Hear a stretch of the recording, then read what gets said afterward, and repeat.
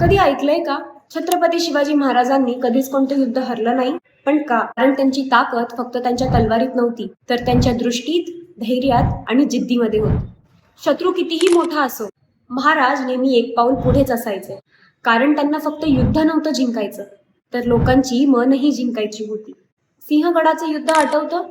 तिथे महाराजांनी तानाजी मालुसरेला पाठवून गड जिंकला, पण त्यांचा जीव गमावला. त्यांच्या डोळ्यात अश्रू होते. ते म्हणाले, गड आला पण सिंह गेला. ही भावना आजच्या पिढीला शिकवते की यशासाठी त्याग करावा लागतो. आणि अफझल खानाचा पराक्रम, जिथे कटुती आणि धैर्याच्या मिलाफाने महाराजांनी अफझल खानाचा वध केला.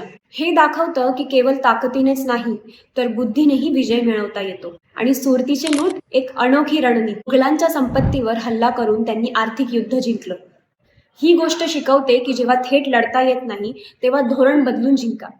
ते शिकवतात की संकट येणारच, पण त्या संकटातून मार्ग काढायचा की हार मानायची हे आपल्या हातात असतं. आजच्या जीवनात आपल्यालाही अशीच लढाई लढायची आहे, आयुष्यातल्या अडचणींशी आणि अपयशाशी. महाराज शिकवतात, कितीही अडचणी येऊ दे, जर विचार, धैर्य आणि जिद्द असेल तर काहीच अशक्य नाही. अशा माझ्या अजरामर राजाला माझं वंदन. जय भवानी, जय शिवराय.